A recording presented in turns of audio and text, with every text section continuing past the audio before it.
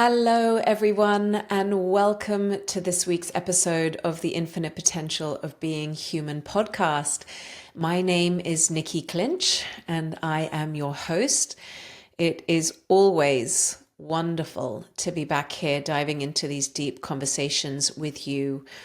And I'm so grateful for so many of you that have been listening regularly, consistently. Some of you have been writing to me saying that you have been binging on episodes and sometimes multiple times on one episode. And that is absolutely amazing because it just shows that this content is offering you some form of education that you really, really need. And that is exactly why I'm here, is to be able to offer this as a form of education in being a human being. And so if you're human, this relates to you and it is useful and beneficial. And even more than anything, it will give you a place to stand in the relationship that you have with yourself and with who you're being and how your world is unfolding, and make sense of things like why you keep finding yourself in looping patterns and looping emotional experiences, and how your mind even works and why your reality keeps showing up the way it does, and many, many other things like that. So thank you, those of you who are committed and consistently here every week listening. And thank you to those of you who are new and who are starting to enter this world. Thank you for your trust. Thank you for being here. And please just spread the word to more and more people, because this is an education of being human. So if you're human, which I believe we all are, this relates to you. So I'm going to be diving into a topic today that I barely hear people talk about. It just isn't discussed enough. And I feel it is one of the most important things to have a relationship with and an awareness of, and a context to hold it in any kind of process of healing and transformation. And so listen up. This is really, really important. If you have found yourself in a process of your own transformation, in a process of your own healing, maybe it is in therapy or somatic healing or some other form of transformation, or maybe you've worked with psychedelics or any kind of ontological work with the mind, or maybe you've been working with me in my world in maturation, and you have the big moment of insight. You see yourself in a way that you've never seen yourself before. You have the pop when the blind spot pops open and you suddenly see why you've been being the way you've been being. Suddenly it makes sense. Suddenly it makes so much sense why your life has been that way, or your relationships have been that way, or you have been that way, or why that pain that you keep struggling with has been repeating. That moment of insight where you see what you couldn't see before. And the immediate moment that happens, usually there's a real kind of opening and awakening and a kind of an expansive experience, sometimes even euphoria. Literally like a light bulb has gone off. And that sometimes can last a day or a few days or a week, or if you're lucky, a few weeks, maybe even a few months. But then you notice that what happens next is this awful experience of destabilization. It's like the ground has been pulled out from under your feet and you have nothing to hold on to, and you don't even know where to stand, and you don't know who you are anymore, and you don't know where you are anymore, and everything just feels like it is out of control, and it feels like a storm is raging inside of you, and your mind is telling you that something really, really, really bad is happening, and you are unsafe, and it's like you're falling off a cliff. And you have literally no idea whether you're going to land, and you've got nothing to hold on to. And it's a very, very uncomfortable, scary feeling, particularly for those of you who are new to this. Maybe you've just done the deepest work of your life, and you've never been taught that this is not only a necessary part of the transformational process, but it's a fundamental part, and it's also a sign that you have finally gone deep enough. And then it gets worse. Then your external world starts getting completely destabilized. Things that used to work really well don't work anymore. Things that used to flow really well suddenly get really unmanageable. Relationships that you've been in suddenly don't feel right. Your business that was running pretty well suddenly has gone quiet. And your external world is now mirroring back the same destabilization that's happening inside. And the whole thing just feels like you're in the middle of a hurricane. Now, the first thing I want to begin by saying is, this is a good thing. It doesn't feel good, but it is a good thing. It is a sign that you have gone deep enough. In fact, if you have been in a process of transformation or healing that has never fully taken you to any kind of destabilization, then you haven't been going deep enough. And I know that's controversial, but please trust me. I'm going to teach you in this video exactly why destabilization even needs to happen, what's actually happening in your body-mind apparatus when we are experiencing this intense destabilization, and what does that mean in relation to your healing and transformational process, your maturation process?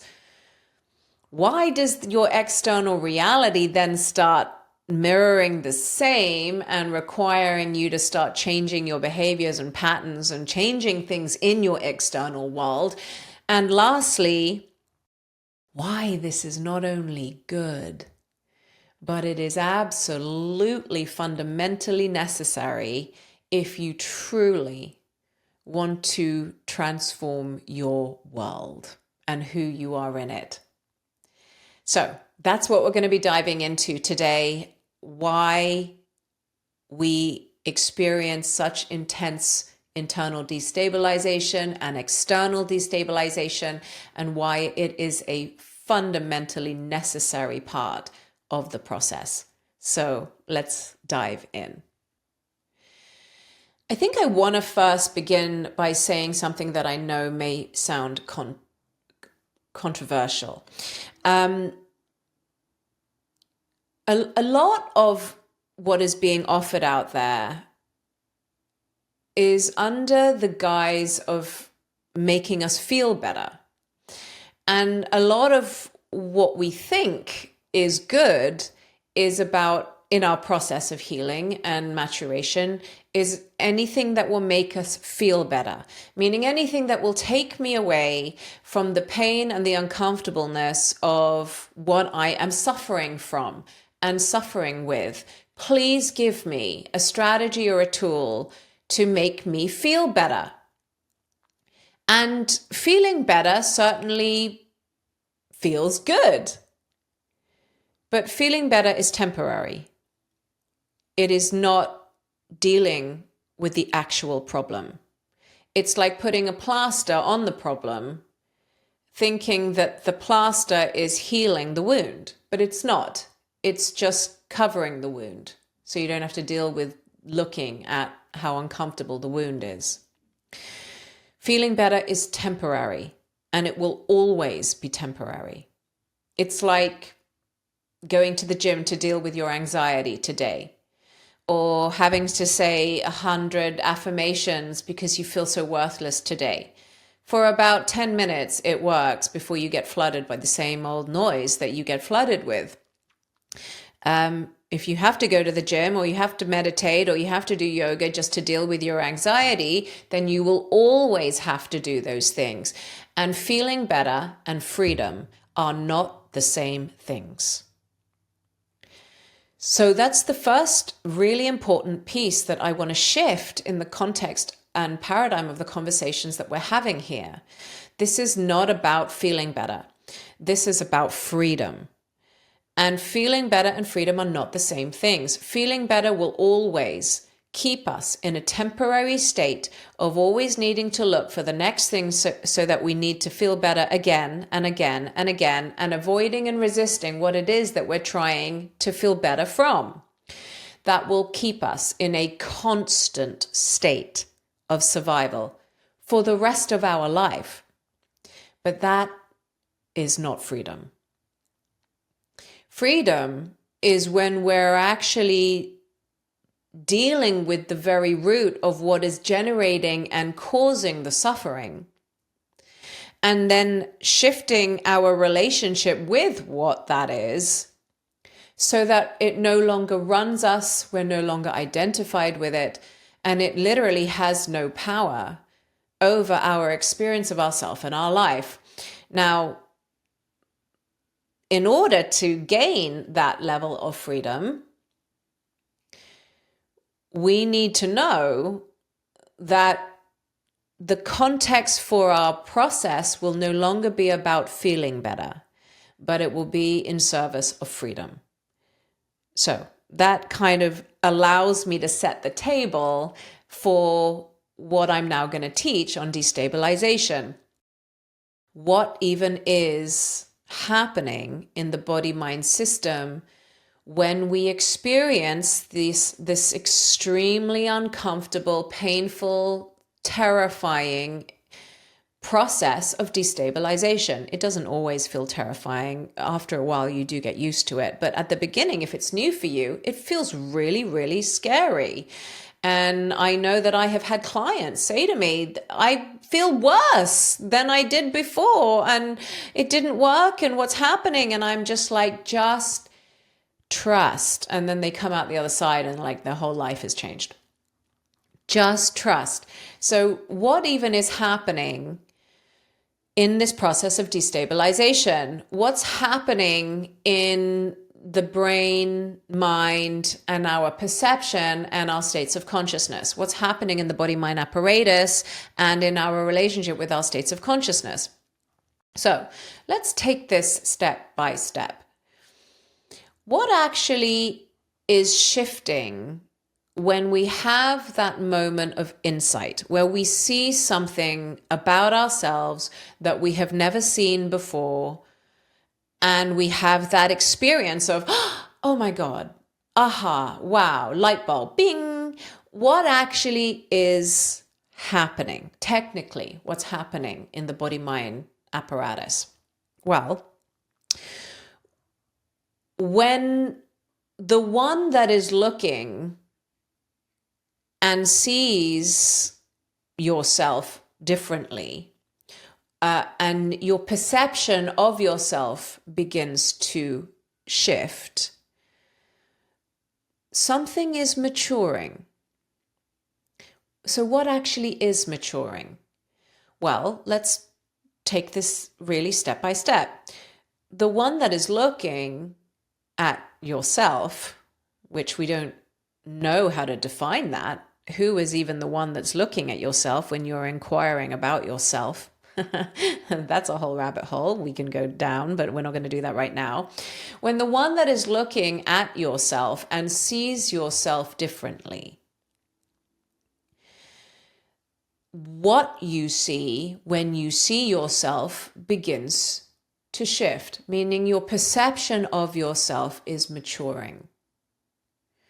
The way you had always known yourself now is suddenly not so fixed. And it's like doors open, windows open. It's like someone's come in and opened curtains that you didn't even know were covering the windows, and they open up and the light can shine through, and you start to see yourself differently. And so as you see yourself differently, your entire perception of yourself and who you think you are and who you identify with begins to mature. There is like an upgrading taking place. Now, the one that is inquiring and looking at yourself, the one that is seeing, as your perception of yourself begins to mature, well, that one that is seeing and inquiring is also going to upgrade and mature. One more thing, and then the interaction between the one that is looking and the one that you see as yourself, that interaction is the relationship between, I guess, the observer and me, the observer and yourself, the observer and ego. That relationship and interaction between the one that is looking and the one that you see, that also matures. So there is a real maturing taking place, an upgrading taking place. The one that you see as yourself and how you see yourself, your perception starts to upgrade. The one that is looking, that even sees, starts to upgrade, and the relationship between the interaction between the two starts to upgrade. So there is a maturing taking place in your states of consciousness.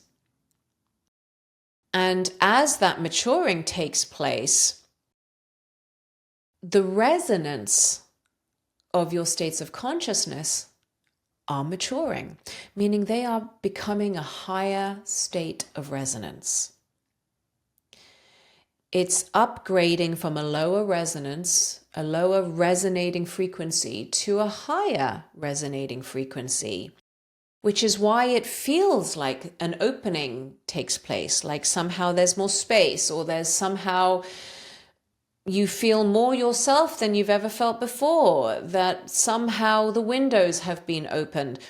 Because quite literally, the resonating frequency of your states of consciousness are rising. And that's a good thing. In fact, that is the beginning of everything in your whole world being able to start rising to a higher state of frequency, resonating frequency. Now, once your states of consciousness start to rise and upgrade, mature, that's why I call it maturation, body-mind maturation, your states of consciousness are quite literally maturing. Your nervous system is still resonating at the old frequency, quite literally stuck in its old homeostasis balance point. You know, a lot of people don't realize that what they call alignment is actually the balance point of the homeostasis of survival, meaning if your balance point is a constant state of anxiety or a constant state of unsafety or a constant need to always be in control, that is what will feel like alignment, because your nervous system will keep you in a state of homeostasis, into whatever it is the normalized balance point of the resonating frequency that you've been resonating at. So when your states of consciousness mature in these big moments of shifts of perception and shifts in insight, your nervous system is going to have to start matching where you're now resonating at. So this huge process of destabilization begins. Your nervous system is literally destabilizing the old homeostasis balance point, old lower resonating frequencies that no longer match who you are growing into. And so in order for the nervous system to start rising in frequency, it needs to destabilize its old state of balance point. And that is what is taking place that creates that extremely unsettling, uncomfortable process of internal destabilization. But you can hear from this context, it's a good thing. Meaning your whole system is actually upgrading so it matches a new balance point, a new homeostasis, which is a higher resonating frequency, a higher state of consciousness, a more mature state of consciousness. So you can hear that's what's happening. And so can you hear why that even is necessary? You see, most people think backwards, that in order to change our life and change our world, we should just change the things around in our world.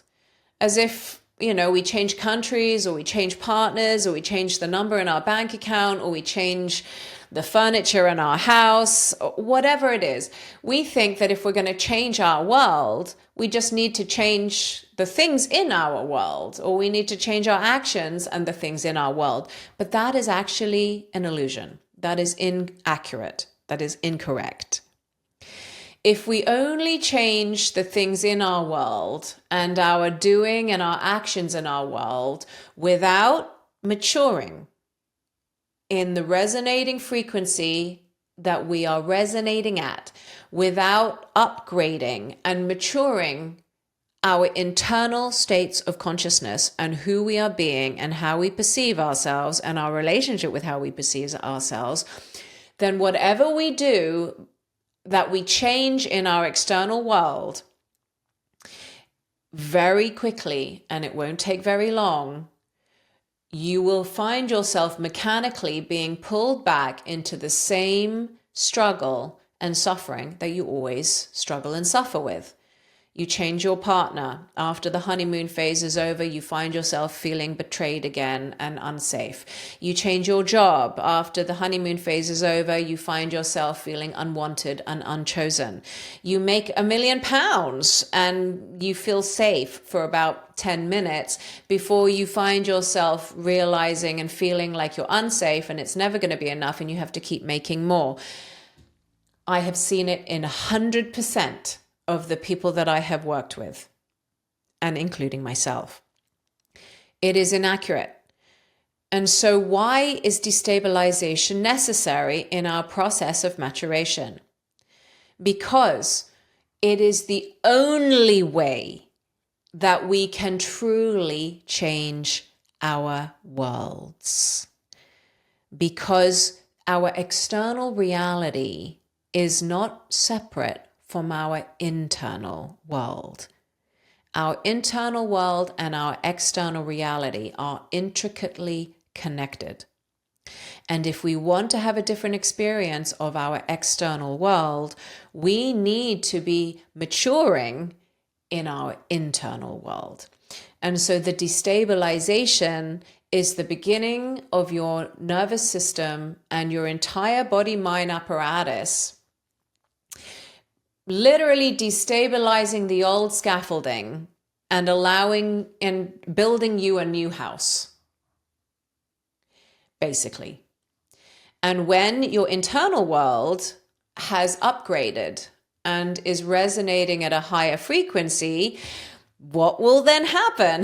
That's the next point. Why then do we start seeing external destabilization? Well, because what our external world was built on was on the old resonating frequency, and now it's not a match. So everything in your external world that was created by that someone, by that identity, by that one that has now upgraded, that doesn't match anymore. So that's going to start destabilizing too. And it will feel very, very uncomfortable and strange. Like, why are things falling apart? And why are things not flowing? No, it's not falling apart. It's reorganizing. Your 3D reality is reorganizing. And all of this is good. It's a sign that you've gone really, really deep. And you actually now have a real chance of recreating and co-creating a new 3D world that matches a higher state of consciousness in who you are being internally. And when you upgrade internally and externally, that's when you get a new world. You don't just get new pieces in the world. You don't just get new things. Your whole experience of yourself and who you are in it and your world has up-leveled. Everything changes. And that is freedom. So, that tells you what's actually happening. That tells you why it's necessary and fundamental for it to happen. So don't resist it. And then it also tells you why it will then start happening in your external world and that this is all good. So the last point I want to cover now is, how do we navigate this? How do we navigate it so that we can have not only a new relationship with this, but an empowered relationship with this process? Because I can tell you, if you want to keep creating a bigger and a more expansive and a more authentic and aligned world, and that you yourself experience yourself more aligned, more authentic, more free than ever before, then get used to this process. In fact, for me, destabilization is just like my new playground. Nothing becomes fixed anymore. It's just like, why do we even need anything to hold on to? It just becomes a new way of being, and it doesn't feel like a threat anymore. And then you're constantly in a state of creation. And that's a very alive way to create your life and to experience your life.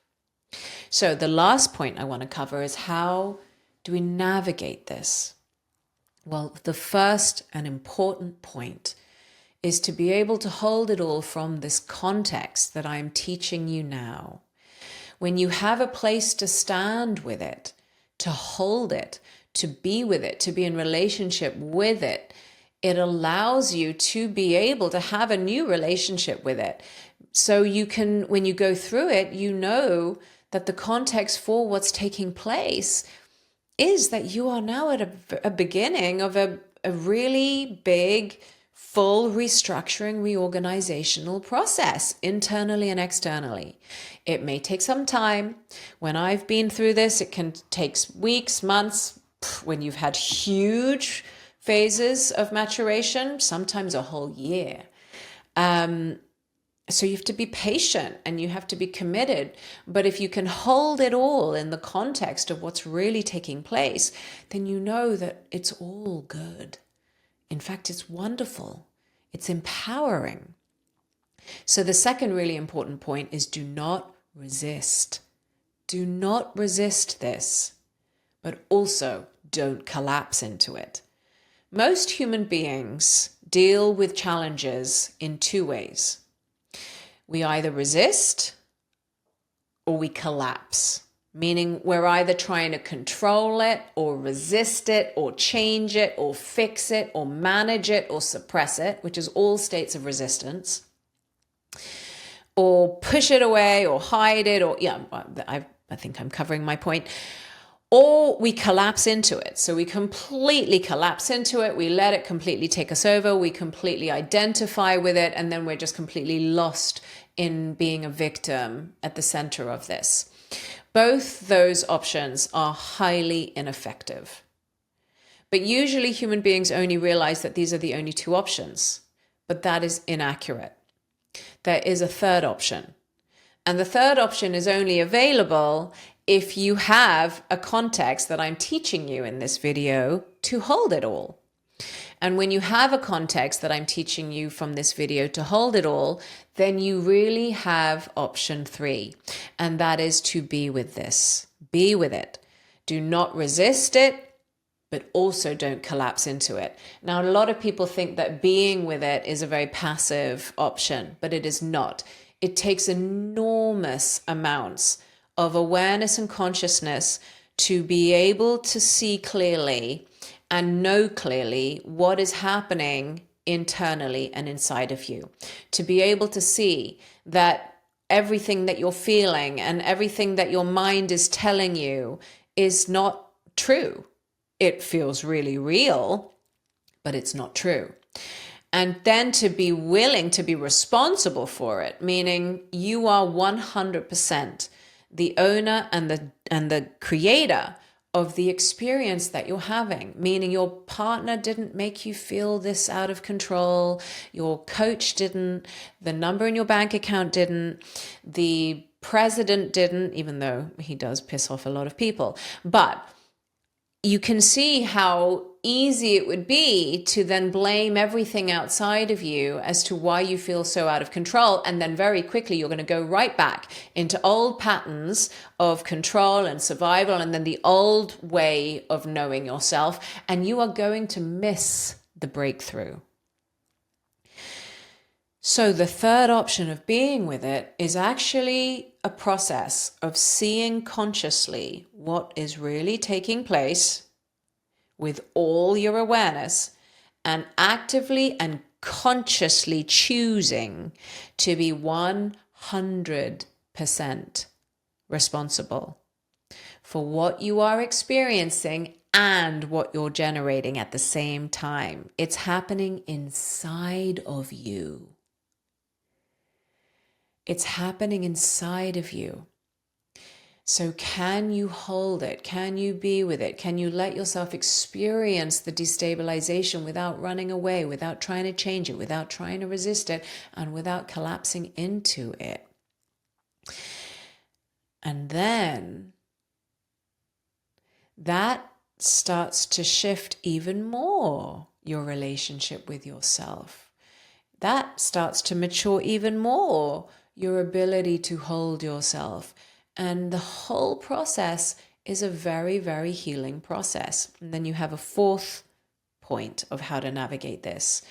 Take each external change one step at a time with full responsibility. It's a reorganization process, a restructuring of your 3D world.